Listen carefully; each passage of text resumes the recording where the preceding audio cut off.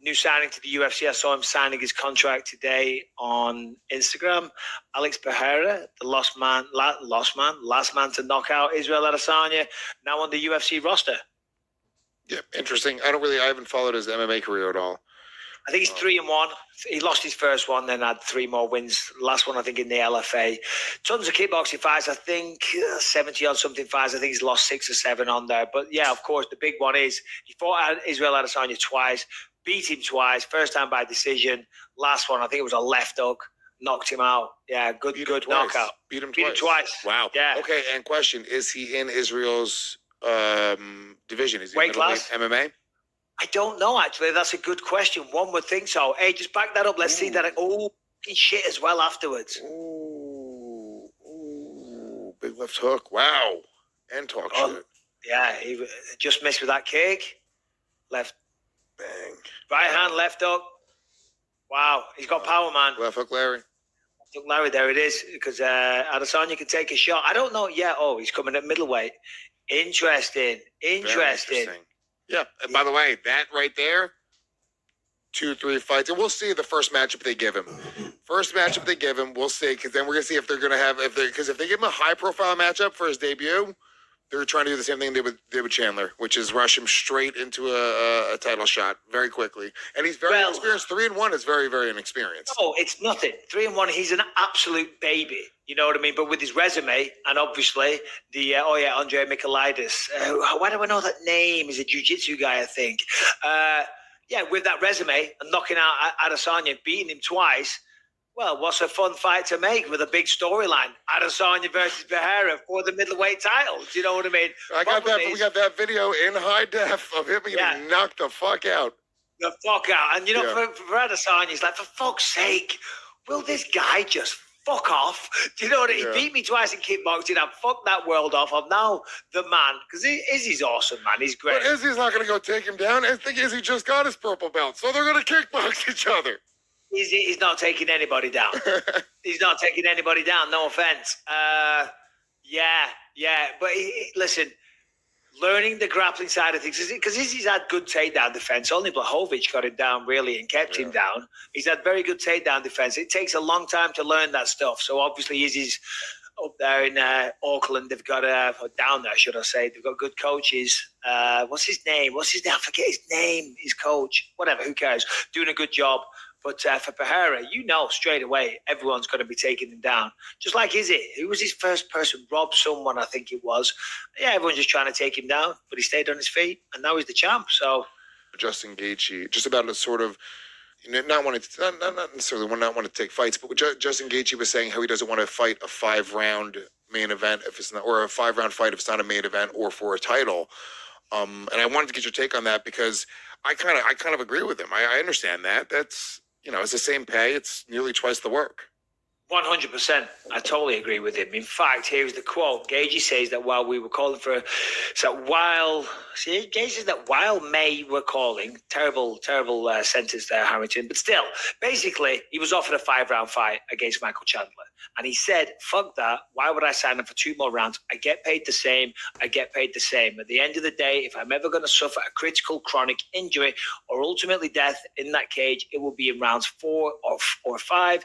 So I'll save that for championship fights or main events. I'm cool. Anytime I got the email and you get the fight offer and you look at it and it's main event, you're excited. You think, okay, great, here we go again, another main event. Almost every fight I had was a fucking main event, but it's good, but it's like, ooh, 5 rounds, it's a bitch. And So, Jeremy cut you off, but he was saying he'll fight main events or title fights, I believe, if I'm not mistaken. They offered him a 5-round non-main event. Yeah, no, I know that. Here's the point I was getting at. And a better way of describing it is, because most of the times I was fighting 5-round fights, but when I got one that was like mid-card or a co-main event, and it was 3 rounds, I was like, nice. That's a better way of describing it. I always had a big smile on my face. I was like, fucking awesome, great. Because it's essentially half the work. You know what I mean? And it's, of course, on the night, it doesn't matter. The fight's the fight.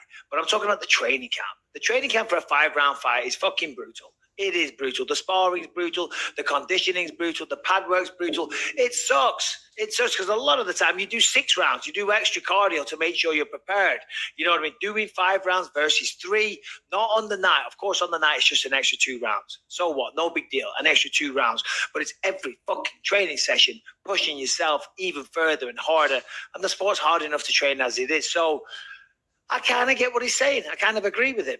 I wonder if more injuries are in the 4th and 5th round than other rounds. I wonder if that's actually a true.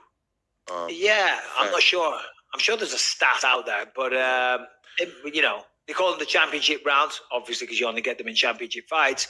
But yeah, I mean, you've got more chance. You know, if you can go 3 rounds, you might get them out there in 4 and 5.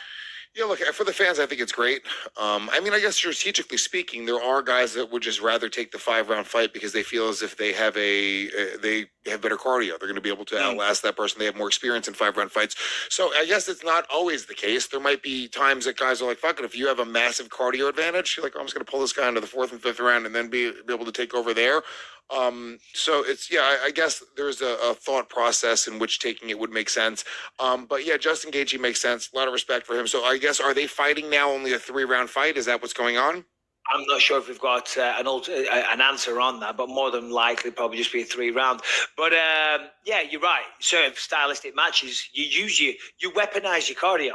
You use that as a weapon. You take your time. You drag the fight out, you know, because you know you're fitter than them. Some guys that are typically very heavy muscled, you know, they'll start to fade because it takes a lot of oxygen to fuel all those muscles. You know what I mean? Whereas guys that can, you know, go longer, they have less muscle mass on them. You know, certainly if you're fighting Francis Ngannou, you want to get him to the 4th and 5th round. It's just hard getting him fucking there. Do you know what I mean? Like when I fought Vitor Belfort, the plan was drag him into the later rounds, take it easy. I was like, yeah, okay, cool, man, cool. Push him up against the fence, wrestle him, make him do that. Bing, fucking head kick, down you go. Nice one. Better game plan next time. You can tell I'm scraping the bottom of the barrel by the name I'm about to say. But Jorge Masvidal says he's open to putting a beating. Whoa. No? You talking shit about Masvidal? No, not that name. You said you're scraping the bottom of the barrel. Wow, bottom of the barrel. I'm telling. Well, I'm gonna call him. I'm gonna call him right now. Look, I think he'd agree with the sentiment in this quote here. You know what? Say no more, Harrington. We heard you loud and clear. No, we got it. You don't like him. Jorge Masvidal's bottom of the barrel. He ain't shit. And that's that. Loses one fight, a title fight to Kamaru Usman, one of the best. Pound Next for pound. topic. Well, Wow. Shame on you. Shame. He didn't just lose. He got knocked out. Whoa. Jesus Christ. Jesus Christ. He will find you. Jorge Masvidal is a psychopath. He will find you and he will fuck you up. And he will kill you. Go on, finish the story. What is a person's knowledge and experience actually worth? 20K a year?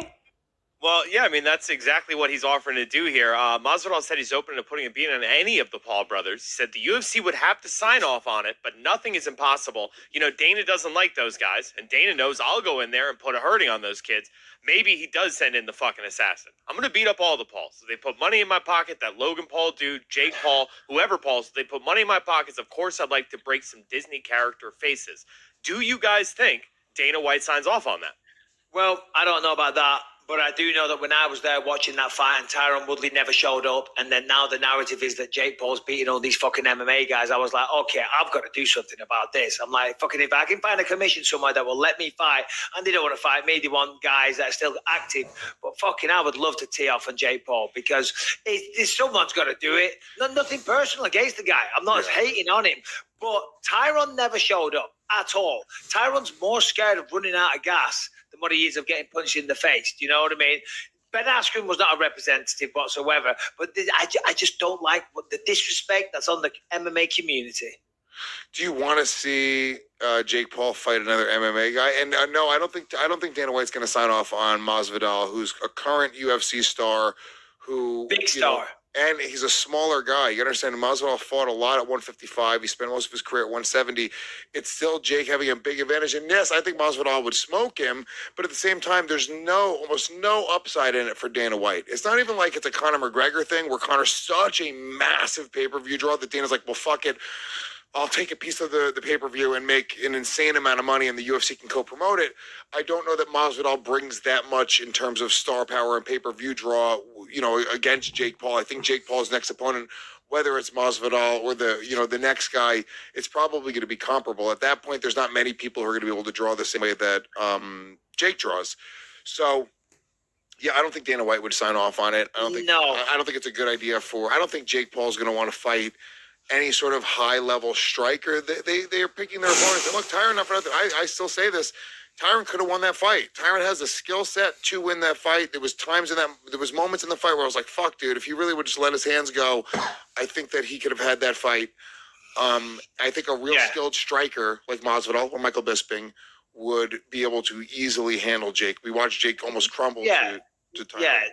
No, Masvidal would beat him. So there's too much to go into that fight. There's too many things to consider for that fight to happen. Number one, Jake Paul would want to fight him. Right now, if you're managing somebody like Jake Paul, you're going to look at that and go, it's not the right matchup for us. Because if you get beat, then the show is over. So I don't think they would take it. And then from Dana's side, of course, I don't think so either. I mean, listen, I'm not speaking for Dana, but if I was Dana White, Masvidal's a star. He's a big box office draw with the UFC, and God forbid, I think Masvidal would smoke him. He's a great boxer. He's got sensational boxing, very, very fast hands, and that crazy motherfucker's going to go forward and swing. Simple as that. He's going to go forward and box the fucking head off him. But God forbid he gets beat off Jake Paul, right? Then you've essentially lost the ability to make a lot of money off Jorge Masvidal. He's a pay-per-view star. He's a pay-per-view draw. Proved, tested, tried and tested. There we go. So it's a little bit of a gamble, because Masvidal would beat him, but you never know. We've seen crazier things happen, so it'd be a risk. What happened? And it waters down the UFC. Dana's always said, I don't want any of that. It's all a little bit weird. It's a little bit silly. It's illegitimate. Dana's trying to run a professional sports league. We don't need to start having these freak show fights, these circus style events, sending one of our good guys over there to fight him. You never know, though. DraftKings Sportsbook, an official